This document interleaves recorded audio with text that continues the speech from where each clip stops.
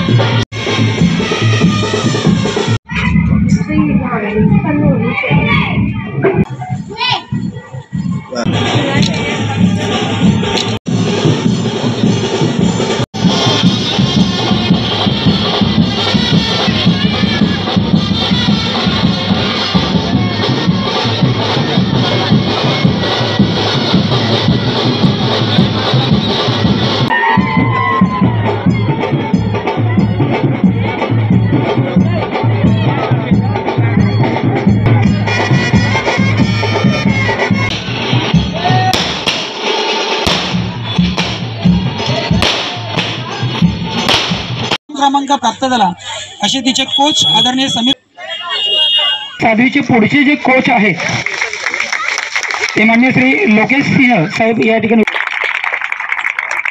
खरा सन्मान या ठिकाणी पहिला साध्वीमध्ये म्हटलं एक गुण चांगला आहे। इकडनं रोज 60 किलोमीटर रोज स्वतः रोज प्रॅक्टिसला इकडनं तिकडे भाडा न करता डेली प्रॅक्टिसला येते। आम्ही जवळजवळ 6 ते 9 वाजेपर्यंत रोज प्रॅक्टिस करतो कंटिन्यू। आणि एखादा माणूस उभा पण नाही राहणार, पण ती मुलं 6 ते 9 कंटिन्यू उभं राहून प्रॅक्टिस करतात. 7वीमध्ये मेहनत करण्याची, फाईट करण्याची चांगली कॅपॅसिटी आहे. 7वी माझ्या मते देशाचं नाव वरती करेल एवढी कॅपॅसिटी तिच्यामध्ये. तिने जास्त मेहनत घ्यावी व माझी इच्छा राहील. आता माझ्याकडे आमच्याकडे ऑलरेडी नॅशनलला मेडल मारायला खूप मुलं आहेत. इंटरनॅशनल माझी मुलगी स्वतः देशासाठी मेडल मिळवते. मला एक इच्छा आहे की 7वीने अजून देशासाठी पण मेडल मिळवावं, आपल्या गावाचं आणि कल्याणचं पूर्ण नाव मोठं करावं, एवढं बोलून मी अभिमान वाटावं आणि आपल्या गावाचं नाव कुठेतरी लौकिक करून देश पातळीवरती पोहोचवण्याचं काम या 7वी मार्फत झालेलं आहे. तरी माझ्याकडनं आणि सरवली गावाकडनं मी 7वीला प्रणाम. साध्वी प्रल्हाद चौधरी हिने जे आंतरराष्ट्रीय पातळीवरती वेट लिफ्टिंगमध्ये पहिला क्रमांक मिळवलेला आहे त्यासाठी जमलेलो आहोत. खरं तर आपल्या सरवली गावामध्ये असे कार्यक्रम, सत्काराचे कार्यक्रम वाढत चाललेले आहेत. ही मोठी अभिमानाची गोष्ट आहे, कारण प्रत्येक गावोगाव असे कार्यक्रम एवढे होत नाहीत जेवढे आपल्या गावात होतात. आताच बंडू सरांनी सांगितलं की सुरुवात केली नरेंद्रनी. या गावामध्ये नरेंद्र पहिला माणूस की जो बॉर्डरवरती गेला आणि या देशाचं नाव, आपल्या गावाचं नाव त्याने उंच केलं. ते जेव्हा आले त्यांची सेवानिवृत्ती घेऊन, त्यावेळेलाही आपण सर्वजण या 8 गावामध्ये त्यांची मिरवणूक काढून असा भव्यदिव्य कार्यक्रम आपल्या समाज हॉलमध्ये केला होता. त्याच्यानंतर आता आमचा राजू चौधरीचा मुलगा, प्रवीण चौधरीचा मुलगा किंवा आमचे दीपक ठाकरे दादा त्यांचे मुलं, तर खरोखरच ही मुलं जेव्हा या एवढ्या पातळीवरती जातात ही सोपी गोष्ट नसते मित्रांनो. याच्या मागं खूप तपश्चर्या असते, नुसती मुलांचीच नाही तर मुलाच्या आईवडिलांची. कारण प्रत्येक एक क्षण आपल्याला त्यांच्यासाठी आई आणि वडील दोघे व्यथ असतात आणि तेव्हाच अशी मूर्ती घडते. हे काय एका दिवसाचं काम नाही की अचानक एका रात्रीमध्ये काहीतरी चमत्कार झाला असं नाही. ती वर्षानुवर्षांची तपश्चर्या असते आईवडिलांची.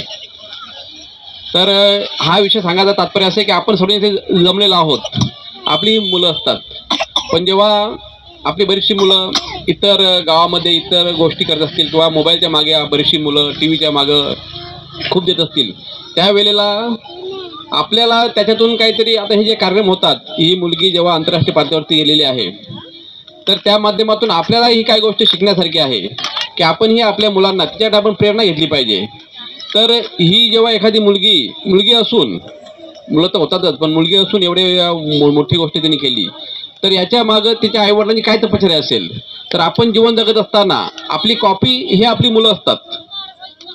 एखादा मुलगा जेव्हा खूप कर्तृत्वान होतो किंवा खूप नाव कमवतो तर त्याच्या मागे ते मुलाची कॉपी असते. जेव्हा कधी आपण बोलतो आपल्या एखाद्या मुलाला, एखादा मुलगा चुकीचा वागत असेल तर आपण त्याला शिव्या देतो.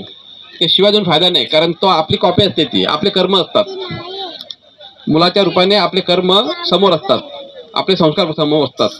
तर यातून एक बोध घेण्यासारखे आहे की आपण सर्व आई वडील आहेत, तर आपल्या मुलांना घडवण्यासाठी आपला क्षण वेचला पाहिजे. त्यांचे भावनिक गोष्टी, त्यांच्या बौद्धिक गोष्टी, ते कुठल्या मुलामध्ये फिरतात, ते काय करतात, त्यांच्याशी मैत्री केली पाहिजे, त्यांच्याशी रागवलं पाहिजे. खूप अभ्यास केला पाहिजे आईवडिलांनी. मुलांशी कसं वागायचं याच्यावरती पण अभ्यास असतो, आपण शिकलो तर.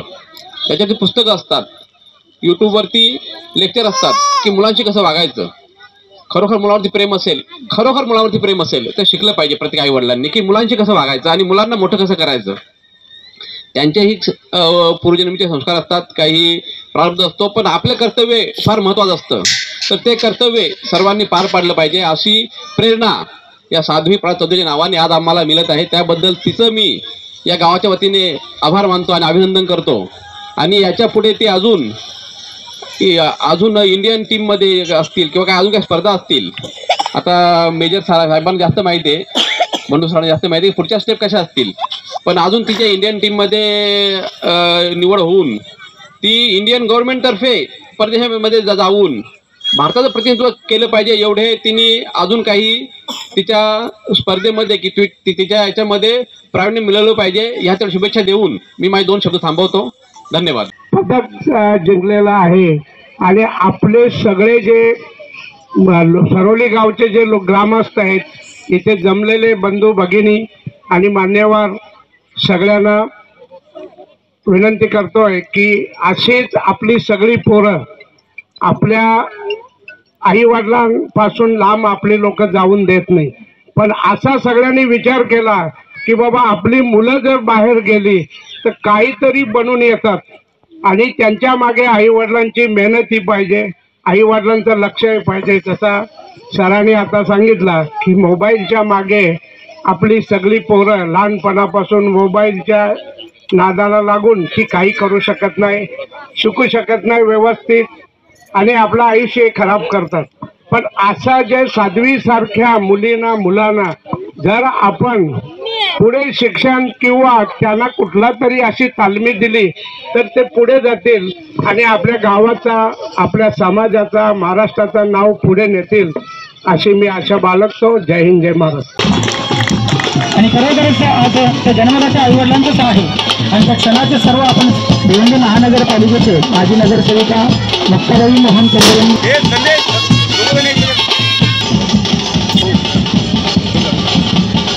नंदकुमार भगत आणि आदरणीय पाटील पिंपळगावचे माजी सरपंच आहेत. त्याचप्रमाणे आमचे भारत महाराष्ट्र नवनिर्माण केला चौधरी भगवान चौधरी जे जनस्पीकर राणी जिल्हा अध्यक्ष